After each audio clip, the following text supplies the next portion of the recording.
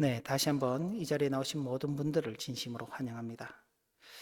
지난 시간까지 저희는 베드로전서 말씀을 살펴보았습니다. 베드로전서 역시 네로 황제 박해 시기에 기록된 서신으로서 이제 로마 제국에 크게 번지게 될 그 대박해를 예상하면서 보낸 편지입니다. 베드로 후서는 그보다는 뒤에 기록된 것으로 아마도 이 대박해가 한창 무르익던 시기에 기록된 것으로 보이고, 앞서 베드로전서는 이제 실루아노, 신라라고도 그렇게 번역이 되어 있는데, 그 실루아노의 도움으로서 기록하였다면은 베드로후서는 베드로 사도가 직접 기록한 것으로 그렇게 여겨지며, 아마도 베드로 사도가 순교할 그 직전 시기에 이 베드로 후서가 기록되지 않았는가 이렇게 추정하고 있습니다. 베드로전서는 로마 정부의 큰 박해 가운데서 고난받고 있는 성도들을 그 상황에 초점을 맞추어서 고난을 극복하고 또 거룩한 삶을 살도록 하기 위하여서 격려하기 위해서 쓴 서신이라면은 이 베드로 후서는 그런 내용과는 좀 달리 교회 내에 침투해 있는 거짓 교사들에 대해서 경계하기 위해서 쓴 내용입니다. 거짓 교사들은 말로는 참 하나님의 말씀을 전하고 예수 그리스도의 복음을 전한다고 말하는데 실제적으로는 도덕적이며 교리적 부패를 조장하는 그런 사람들이었습니다.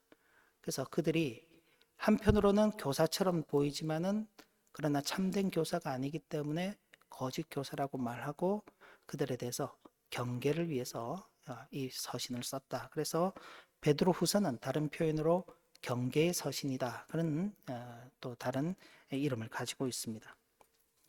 자, 베드로 사도가 경계하고 있는 거짓 교사들은 어떤 부류인가? 우리 조금 교환을 보시면서 같이 읽어보면 좋습니다. 그리스도인이 지녀야 할 모든 덕을 버리고, 이제 그리스도인이 가져야 될 것들은 버리도록 만드는 것입니다. 그러면서 이성 없는 짐승처럼 쾌락과 탐욕과 호색에 빠져 살아가는 자들이며 미래도 현재와 다를 바 없이 평온할 것이라고 생각하고 소망과 규모 없이 살아가면서 믿음이 연약한 성도들을 미혹하여서 자신들이 범하고 있는 죄의 세계로 이끌어갔던 자들입니다. 그리고 최후의 심판이 있을 것이라는 하나님의 말씀을 비웃는 자들이었습니다. 근데 이들은 행색은 교사의 이름으로 오는 것입니다. 교사라는 것은 오늘날로 표현을 하면은 목회자의 이름으로 오는 것입니다.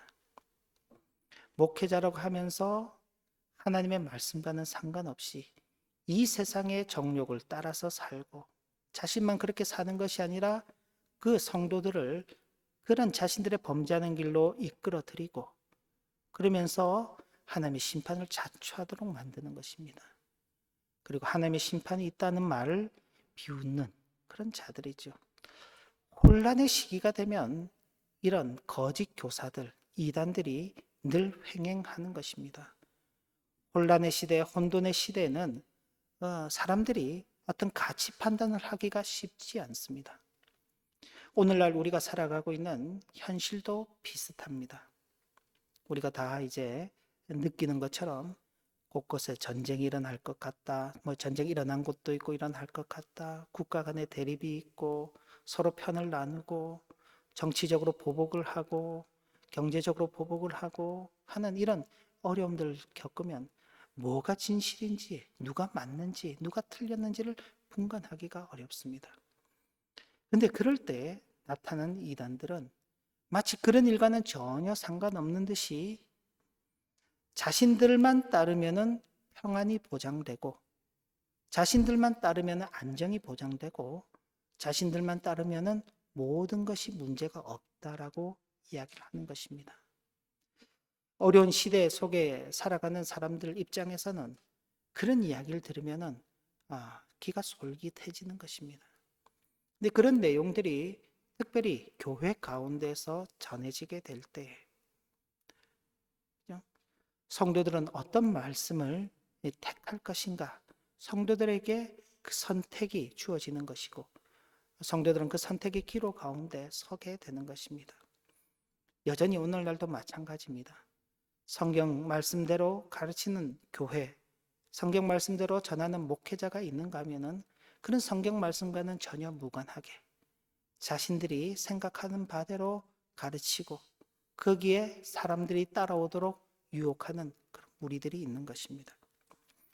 베드로 사도는 이런 거짓 교사들의 공격에 직면해 있는 성도들에게 그들의 미혹에 넘어가지 말 것을 당부하면서 그리스도를 아는 그 지식 가운데서 믿음 가운데서 더욱 굳건하게 자라가기를 권고하며 거룩한 행실과 경건한 제사를 가지고 또 심판의 날이 하나님의 심판의 날이 임하기를 바라보며 간절히 사모할 것을 격려하였던 것입니다. 앞서서 말씀드렸던 것처럼 이런 미혹에 넘어가는 이유는 이 세상 가운데 있는 고난을 피하려는 목적 때문에 그렇습니다. 근데 앞서서 베드로 사도가 베드로 전서를 통해서 고난 중에 있는 성도들에게 성도에게 있어서 고난은 참 보편적이며 필수적인 것이다. 고난의 문제는 성도에게서 반드시 따라오는 것이다. 왜? 세상에 속해 있지 않기 때문에 예수 그리스도에게 속해 있다는 그 자체가 이 세상으로부터 성도는 고난받을 수밖에 없는 것이다. 근데 우리 주님께서도 바로 그런 고난을 피하고 평안을 추구하는 그 사람들이 있을 것에 대해서 이렇게 말씀을 하셨습니다. 요한복음 14장 27절인데 제가 읽어드리겠습니다. 자, 주님께서 평안을 너희에게 끼치노니 곧 나의 평안을 너희에게 주노라. 내가 너희에게 주는 것은 세상이 주는 것과 같지 아니하리라. 자, 지금 미혹하는 자들도 평안을 주겠다 그렇게 말을 하고 믿는 자들을 미혹합니다. 근데 우리 주님께서도 평안을 주겠다 그렇게 말씀하시는데 우리 주님께서 하시는 말씀은 내가 주는 평안은 세상이 주는 것과 같지 않다. 그러면서 그 뒤에 덧붙여서 너희는 마음에 근심하지 말고 두려워하지 말아라. 주님이 주시는 평안은 전혀 다른 것이다 하는 것입니다. 세상이 주는 평안은 어떤 것인가요? 물질적인 부유함, 세상적인 성공, 남들보다 더 높은 자리에 올라가는 권세, 이런 것들을 준다고 말하죠. 그러나 주님께서 주시는 평안은 그것과는 전혀 다른 것입니다. 요한복음에서는 바로 이렇게 말씀을 했는데 그 말씀을 유사하게 받은 이 베드로 사도는 오늘 우리가 읽은 본문의 4절을 보면은 이런 표현이 있습니다. 이로써 그 보배롭고 지극히 큰 약속을 우리에게 주사 이 약속으로 말미암아 너희가 정욕 때문에 세상에서 썩어질 것을 피하여 신성한 성품에 참여하는 자가 되게 하려 하셨느니라. 성도로 하여금 신성한 성품에 참여하는 자가 되게 하시는 것이 하나님의 뜻이다. 신성한 성품, 다르게 표현하면 하나님의 성품입니다. 하나님의 성품에 참여하는 자가 된다는 것이죠. 이것이 어떻게 보면은 주님께서 주시는 평안의 내용일 것입니다. 우리는 세상 가운데 속하는 것이 아니라 하나님에게 속한 자로 부름받은 성도들입니다.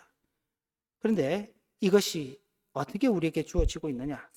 그리스도께서는 생명과 경건에 관하여서 성도가 필요로 하는 모든 것을 자신의 신적인 능력으로 성도에게 주셨습니다. 그리스도는 자신의 영광과 덕으로서 지혜롭고 또 보배롭고 위대한 약속들을 우리에게 주셨습니다.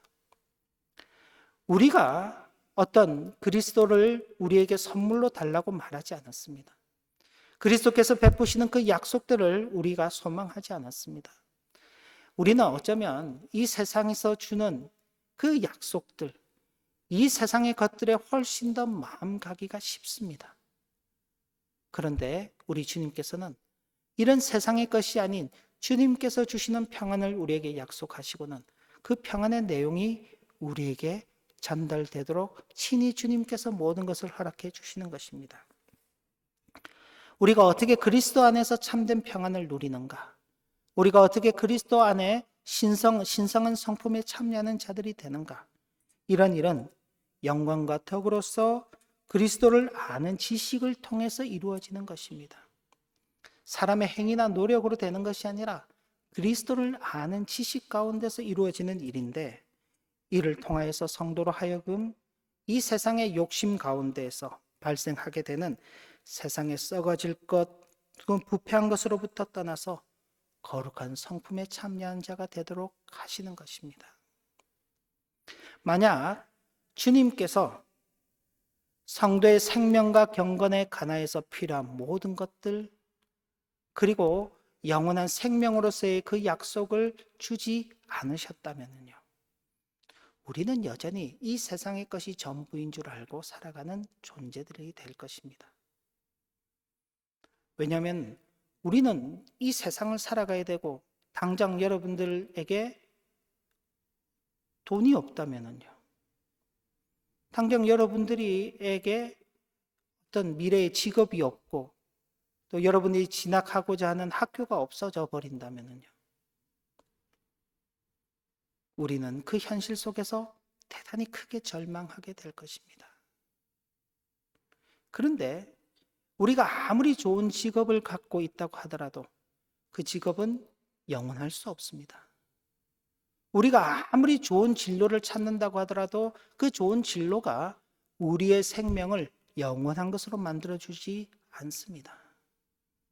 우리가 아무리 높은 지식의 수준을 가지고 있다고 하더라도 그것이 우리를 경건하게 하지 못하는 것입니다.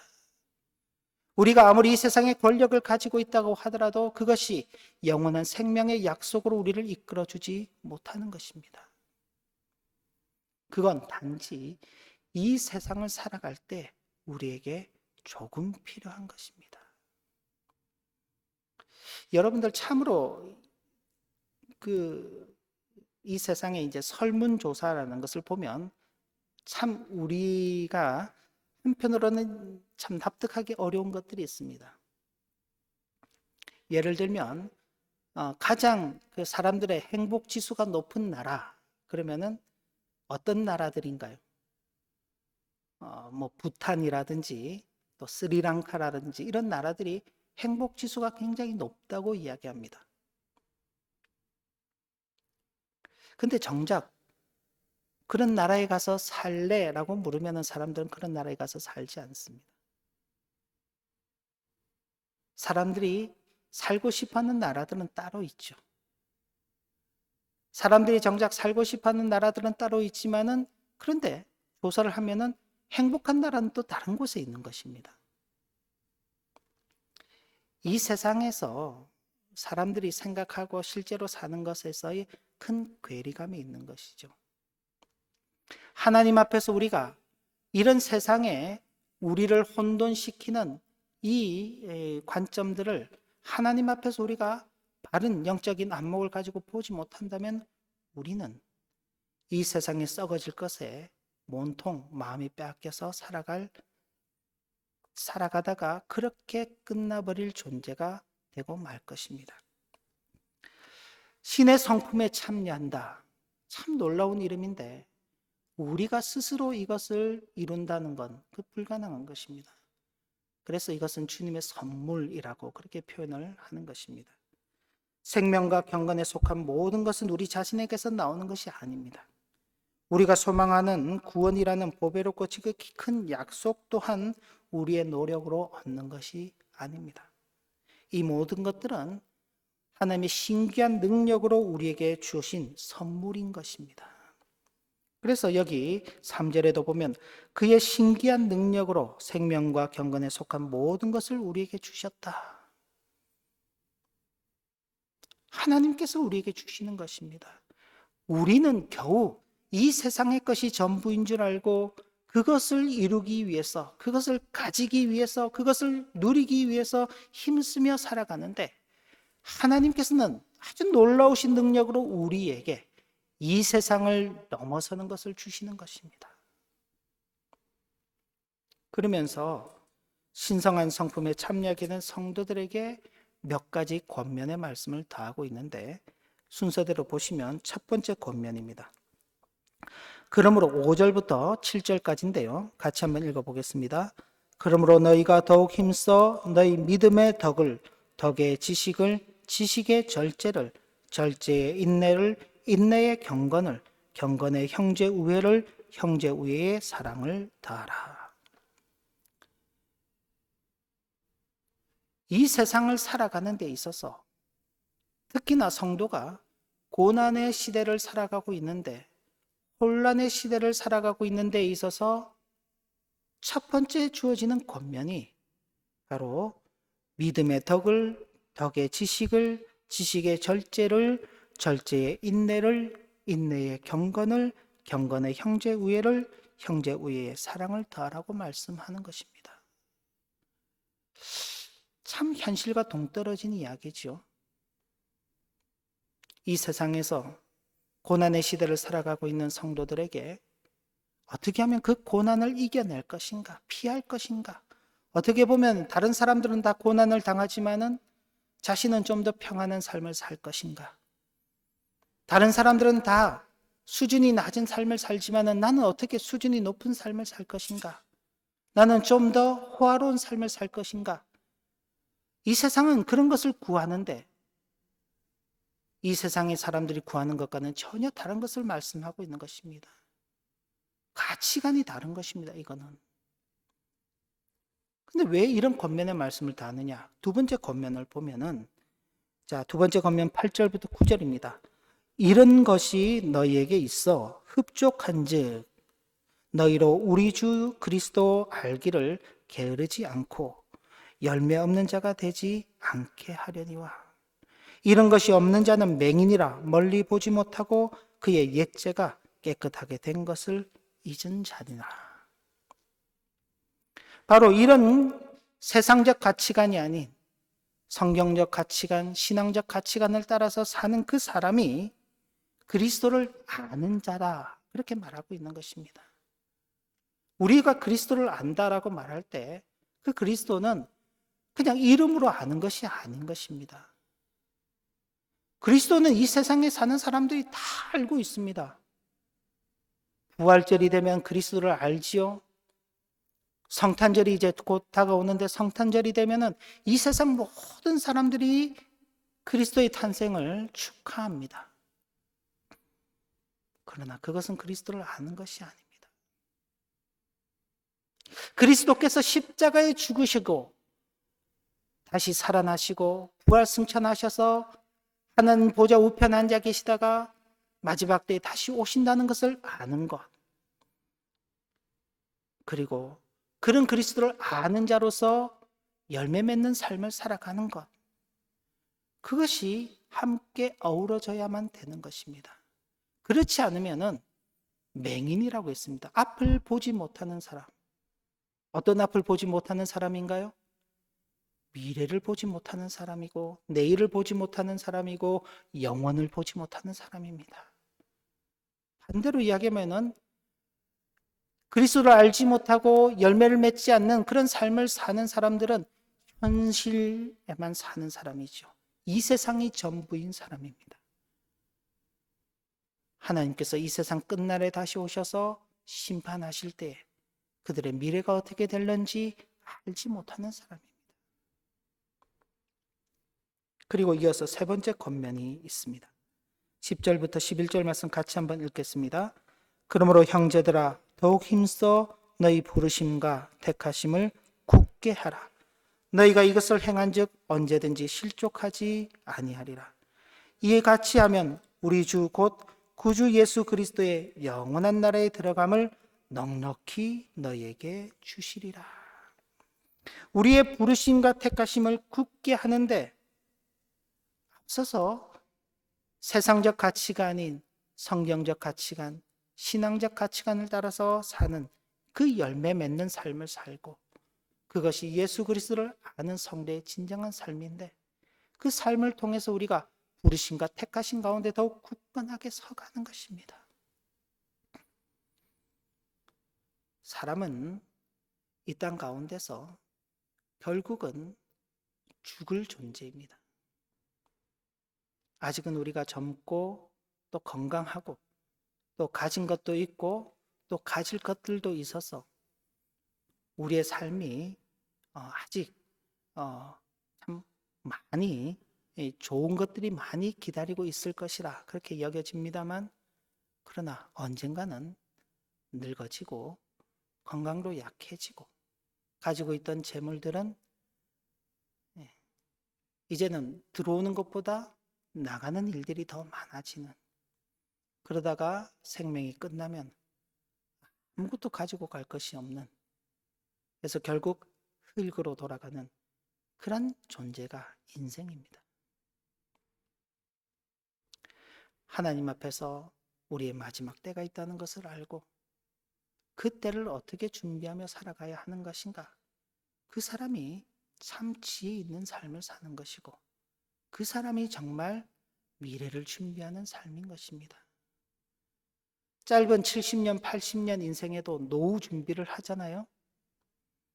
그런데 우리의 영원한 생명은 겨우 20, 30년 누릴 노후가 아닌 것입니다. 영원한 시간인 것입니다. 그 영혼을 준비하며 살아야 하죠. 왜요? 우리는 신성한 성품에 참여한 성도들이기 때문에 그런 것입니다. 하나님께서 저와 여러분들, 이 땅에 하나님의 모든 택하신 백성들이 이 세상에 속한 자들로서 살다가 그렇게 끝나지 않기를 기대하시고, 바로 그 하나님의 성품, 신성한 성품에 참여한 성도답게 하나님께서 주시는 그 영원한 나라에서 영원한 생명을 누리기를 기뻐하시기 때문에 우리에게 이런 말씀을 하는 것입니다. 그런데 이런 권면을 받는 우리의 형편도 봐야 되겠죠.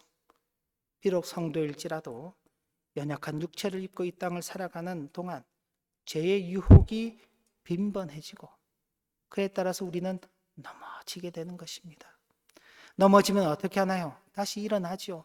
다시는 그 죄에 넘어지지 않겠다고, 죄와 싸워서 이기겠다고 다짐하고 결심하지만은 또 어떤가요? 또 죄에 지는 우리의 모습들을 발견하게 되는 것입니다. 그런 우리들을 보면 참 실망스럽고 부끄럽고 참 마음이 많이 안타깝지요.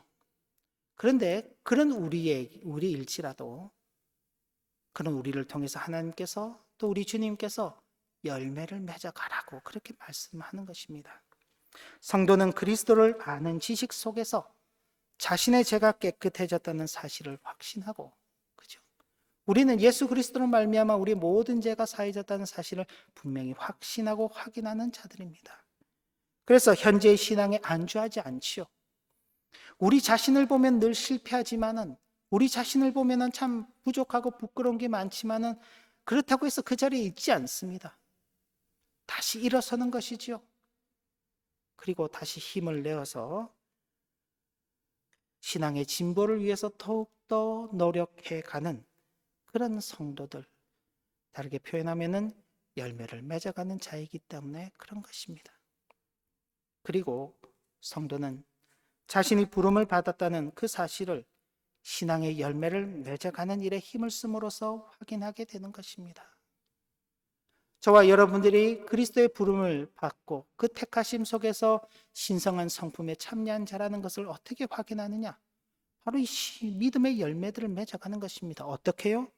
믿음의 덕을, 덕의 지식을, 지식의 절제를, 절제의 인내를, 인내의 경건을, 경건의 형제 우애를, 형제 우애의 사랑을 더하면서 살아가는 것입니다.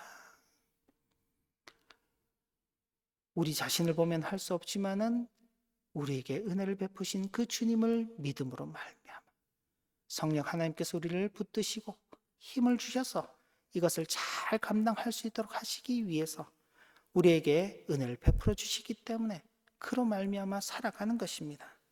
그렇게 행함으로써 자신이 택하심을 받았다는 그 사실을 확신하기에 현재의 삶이 고난으로 점철되어 있다 할지라도 우리는 그 고난 속에 매몰되지 않는 것입니다. 이 세상이 혼돈 가운데서 우리를 뒤흔들어 놓는다고 하더라도 우리가 가야 할 길이 어디인지를 명확하게 아는 것입니다. 그래서 그리스도의 영원한 나라에 넉넉히 들어가게 될 것이라는 것을 또한 우리는 확신하는 것입니다. 바로 이런 일들을 위해서 어렵고 힘든 시대, 고난의 시대, 혼돈의 시대를 살아가고 있는 성도들에게 신성한 성품에 참여한 성도인 것을 확신하고 그런 성도답게 살아가라고 우리에게 권면의 말씀을 주고 있는 것입니다. 우리의 연약함만을 본다면 우리는 결코 신성한 성품에 참여한 자들이란 이 칭호를 붙일 수가 없을 것입니다. 제 자신만 보더라도 그렇고요. 아마 우리 모든 성도님들도 비슷하게 공감하시리라 그렇게 여겨집니다. 우리 자신을 보면 참 부끄럽죠. 신성한 하나님의 성품에 참여한 성도, 그 거창한 이름을 어떻게 붙일 수 있나? 그런데 주님의 은혜로 이 놀라운 칭호가 우리에게 주어졌다는 사실을 분명히 기억하면서 감사하며 이 칭호에 합당한 삶을 살아가야 할 것입니다. 그리고 무엇보다도 이런 놀라운 은혜의 근원이신 우리 주 예수 그리스도를 알기에 게으르지 않는 성도가 되어서 신앙의 좋은 열매들을 맺어 혼란스러운 이 시기, 어려운 이 시기를 살아가고 있는 많은 사람들에게 참된 빛과 소금으로서의 그 사명을 잘 감당하는 우리 모두가 되시기를 진심으로 기원합니다. 기도 올립니다. 하나님 아버지, 우리로서는 감당할 수 없는 놀라운 이름, 신성한 성품에 참여한 자라는 이름을 주셨습니다. 이 이름을 받은 자답게 하나님 앞에서 신실하게 살아가는 은혜를 허락하여 주옵소서. 예수님 이름으로 기도 올리옵나이다.